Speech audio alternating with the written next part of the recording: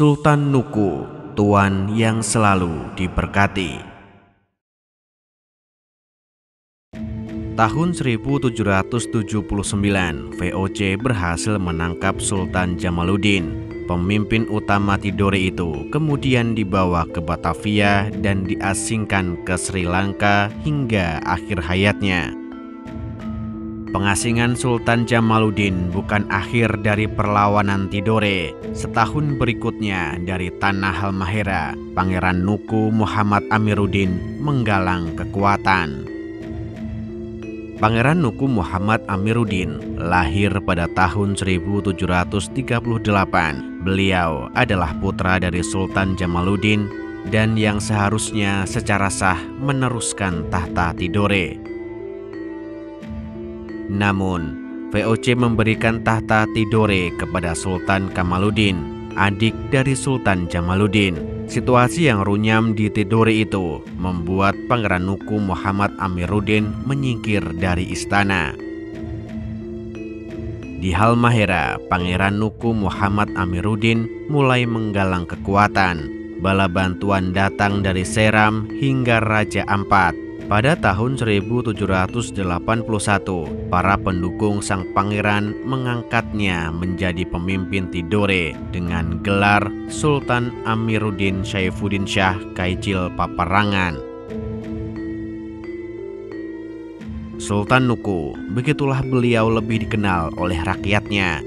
Dari tanah pelariannya, Halmahera, perjuangan melawan VOC pun dimulai. Serangan demi serangan mulai dirasakan unit-unit militer VOC. Tahun 1783, sebuah pos tentara VOC di Halmahera diratakan dengan tanah oleh pasukan Sultan Nuku. Menguasai strategi perang lautan dan daratan membuat Sultan Nuku menjadi musuh tak terkalahkan bagi VOC. Kerugian besar dialami Angkatan Laut VOC seiring kapal-kapal mereka yang terbakar di perairan Tidore. Tahun 1797, Sultan Nuku melancarkan serangan skala besar untuk merebut Tidore. Puluhan kapal-kapal perang Sultan Nuku merapat di pelabuhan Tidore dengan membawa pasukan bersenjata lengkap. VOC tidak mampu berbuat banyak. Kekuasaannya atas Tidore berakhir cepat. Pasukan Sultan Nuku dengan lancar membersihkan Tidore dari VOC dan pendukungnya. Sehari setelah menguasai Tidore, Sultan Nuku dinobatkan secara resmi sebagai pemimpin tertinggi Tidore. Beliau mendapatkan gelar baru, yaitu Sultan Saidul Jihad Amiruddin Saifuddin Shah Muhammad El-Mabaus Kaicil Paparangan Jobarakati Nuku. Kemenangan demi kemenangan yang diperoleh Sultan Nuku membuat beliau dijuluki Jobarakati, yang artinya Tuan yang selalu diberkati. Orang-orang Inggris di Nusantara saat itu pun menyebut beliau sebagai The Lord of Fortune. 2 tahun setelah Sultan Nuku menguasai Tidore, VOC membalas dengan mengirimkan armada kapal perang. Kekuatan besar namun tidak cukup berarti di perairan Tidore. Kapal-kapal itu dibakar oleh Angkatan Laut Sultan Nuku. Dan pada akhir tahun 1801, giliran Sultan Nuku yang menyerbu Ternate. Kekuatan militer Belanda gagal mempertahankan Ternate dan kawasan tersebut jatuh ke tangan Tidore. Tahun 1805, Jobarakati atau The Lord of Fortune tutup usia. Beliau adalah pejuang di Nusantara yang selalu menang melawan VOC maupun Belanda. Untuk mengenang jasa-jasanya, pada tahun 1995, Presiden Soeharto memberikan gelar pahlawan nasional kepada Sultan Nuku. Sultan Baabullah mengusir Portugis dari Ternate. Tahun 1570, Portugis dengan menggunakan siasat licik berhasil membunuh Sultan Khoirun Jamil, pemimpin Ternate. Pembunuhan tersebut segera memicu pergolakan di Ternate. Ternate kaya akan rempah-rempah. Inilah yang menjadikan negeri kepulauan di Maluku itu sebagai salah satu hulu dalam perdagangan internasional klasik. Ternate memiliki komoditas utama yang berharga mahal, yaitu cengkeh. Bagi Portugis, Sultan Khairun dianggap sebagai penghalang utama dalam ambisinya menjajah kawasan hulu rempah-rempah tersebut. Karena itulah Portugis merancang plot assassin terhadap Sultan Khairun. Portugis mengira Ternate akan melemah dengan kematian Sultan Khairun. Mereka keliru, assassin terhadap Sultan Khairun justru mendatangkan petaka. Sepeninggal Sultan Khairun, kepemimpinan Ternate dilanjutkan oleh Sultan Baabullah. Beliau lahir pada tahun 1528 dan merupakan putra tertua Sultan Khairun.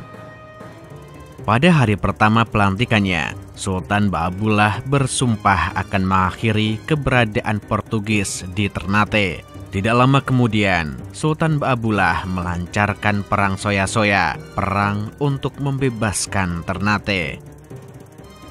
Beberapa benteng Portugis seperti Fort Tolosa, Santo Lucia Fortress, hingga Santo Pedro segera jatuh ke tangan Ternate. Bertahun-tahun penyerbuan itu tinggal menyisakan pengepungan benteng Sao Paulo, tempat kediaman Gubernur Portugis Diego Lopes Mesquita.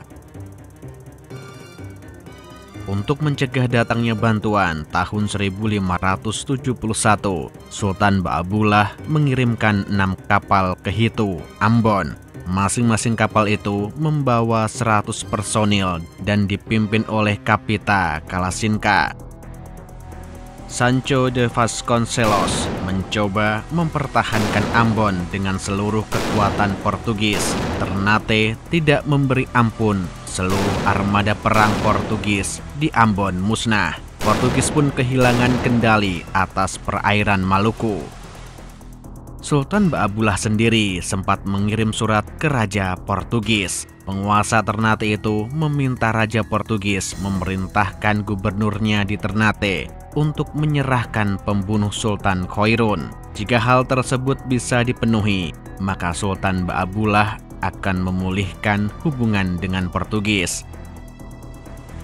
Raja Portugis tidak memenuhi permintaan tersebut. Bahkan, Portugis secara diam-diam mencoba memindahkan gubernur mereka ke Goa. Namun naas, kapal yang membawa Diego Lopes diserbu oleh kapal-kapal perang dari Gresik. Diego Lopes tewas dalam serangan tersebut. Hingga tahun 1575, tersisa benteng Sao Paulo yang belum dijatuhkan. Namun, Sultan Baabullah tidak menyerbu karena di dalam benteng juga terdapat perempuan dan anak-anak. Benteng Sao Paulo hanya memiliki 400 personil, kekuatan yang jauh di bawah Ternate. Sultan Baabullah memilih mengisolir benteng tersebut dan membiarkan orang-orang Portugis di dalamnya kelaparan, terserang wabah penyakit untuk menurunkan moral mereka. Isolasi tersebut membuat pasukan Portugis menyerah. Mereka diizinkan meninggalkan benteng dengan aman. Meskipun tidak menemukan pembunuh ayahnya, Sultan Baabullah tetap mengampuni orang-orang Portugis yang menyerah. Sepeninggal Portugis, Ternate di bawah kepemimpinan Sultan Baabullah mencapai puncak kebesarannya. Beliau memimpin Ternate hingga tutup usia pada tahun 1583.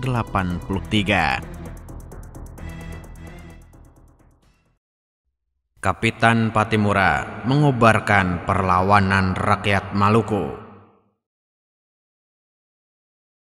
Maluku abad 19, kawasan yang menjadi salah satu hulu jalur sutera internasional ini sedang berada dalam masa-masa kegelapannya. Selama ratusan tahun sebelumnya, Maluku telah menikmati kemakmuran dari perdagangan rempah-rempah. Para pedagang dari Arab, India, dan Cina telah bertransaksi di Maluku. Hingga kemudian kedatangan bangsa penjajah Spanyol, Portugis, dan Belanda mulai mengganggu stabilitas Maluku. Para pedagang Eropa itu berambisi memonopoli perdagangan rempah-rempah. Belanda melalui perusahaan dagangnya VOC berhasil memonopoli perdagangan di Maluku. Setelah VOC bangkrut, monopoli perdagangan dilanjutkan oleh pemerintah kolonial Hindia Belanda. Belanda saat itu menerapkan penyerahan wajib. Komoditi utama Maluku seperti cengkeh dan pala sebagian harus diserahkan kepada Belanda. Selain itu, Belanda juga menerapkan kontingenten atau blokade ekonomi. Hal ini membuat perairan Maluku terisolir dari para pedagang lainnya di Nusantara.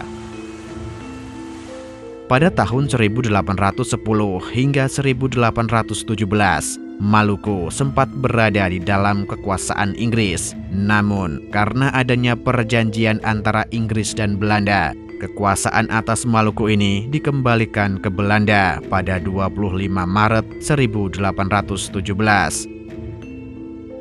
Kembalinya Belanda ke Maluku direspon oleh para pemuda dengan perlawanan. Pada sebuah rapat umum di Saparua, para pemuda menunjuk Thomas Matulesi sebagai pemimpin perlawanan. Pemuda Thomas Matulesi atau yang juga dikenal sebagai Patimura diangkat sebagai kapitan besar. Aksi militer pertama Kapitan Patimura dan rakyat Maluku adalah menyerbu dan menjatuhkan benteng Duurstede. Jatuhnya benteng Duurstede tersebut mengejutkan pemerintah Belanda di Ambon. Belanda mengirimkan pasukan ke Saparua yang dipimpin oleh Mayor Beches. Pasukan berkekuatan besar itu merapat di pantai Teluk Saparua. Kedatangan pasukan Mayor Beches direspon dengan cepat oleh Kapitan Patimura. Pasukannya yang berkekuatan 1.000 personil ditempatkan pada sepanjang pantai Teluk Saparua hingga Haria. Pertempuran berlangsung sengit. Pasukan Kapitan Patimura yang telah mempersiapkan pertahanan berhasil mengalahkan pasukan Mayor Beches. Pada 20 Mei 1817 berlangsung rapat umum di Haria. Pertemuan rakyat itu menyatakan kebulatan tekad melawan Belanda dan dikenal sebagai Proklamasi Porto Haria. Proklamasi itu ditandatangani oleh 21 Raja Patih dari Pulau Saparua dan Nusa Laut. Proklamasi Porto Haria membangkitkan semangat rakyat Maluku untuk melawan Belanda. Berbagai perlawanan muncul hingga ke kawasan Maluku bagian utara. Pertempuran pecah hingga berbulan-bulan lamanya. Pada November 1817, melalui bantuan seorang pengkhianat, Belanda berhasil menangkap 2 pemimpin perlawanan rakyat Maluku, yaitu Kapitan Patimura dan Philips Latu Mahina. Beberapa pemimpin lainnya juga berhasil ditangkap Belanda dan dibawa ke Ambon. Pada 16 Desember 1817, Kapitan Patimura bersama para pemimpin perlawanan rakyat Maluku dijatuhi hukuman gantung oleh Belanda.